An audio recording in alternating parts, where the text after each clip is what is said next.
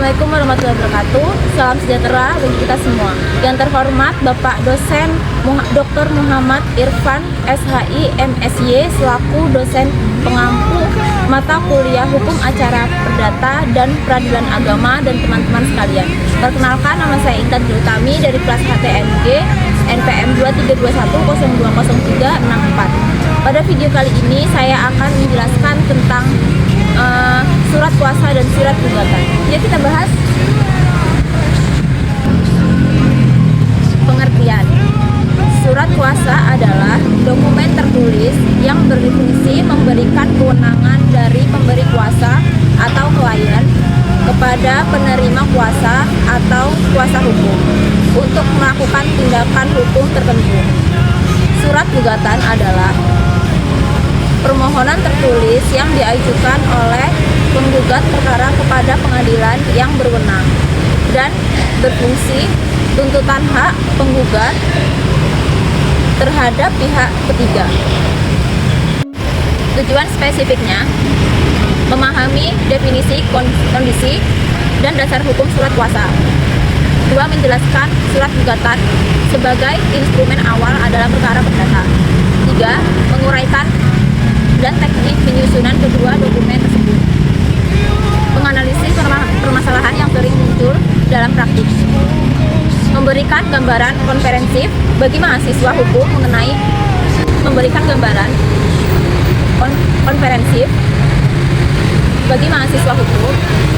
mengenai relevansi kedua dokumen ini dalam sistem peradilan.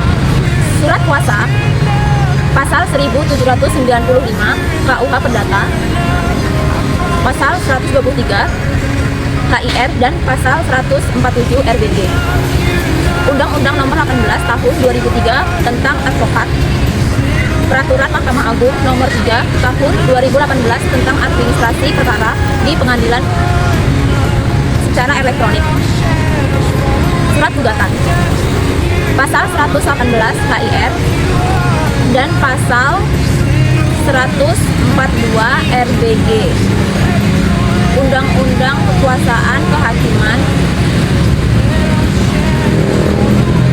Jurisprudensi Mahkamah Agung. Contoh surat kuasa.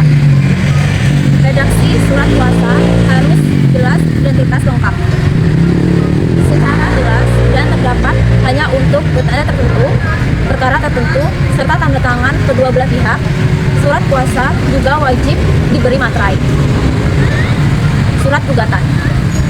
Sebagai ilustrasi adalah surat gugatan terdata dalam perkara prestasi.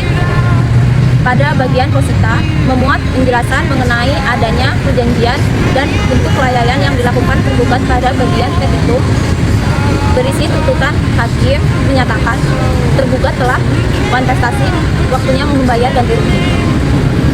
Kesimpulannya, surat kuasa dan surat gugatan memiliki peran sentral dalam menjamin keberlangsungan proses peradilan. Surat kuasa berfungsi sebagai legitimasi bagi advokat untuk mewakili klien secara sah, sementara surat gugatan menjadi pintu masuk perkara ke pengadilan yang memuat dasar fakta dan tuntutan hukum tergugat. Kesalahan kecil dalam penyusunan kedua belah ini, baik secara murni maupun materi, dapat berakibat fatal karena berpotensi membuat gugatan tidak dapat diterima. Sekian materi yang bisa saya sampaikan. Terima kasih telah menonton video saya.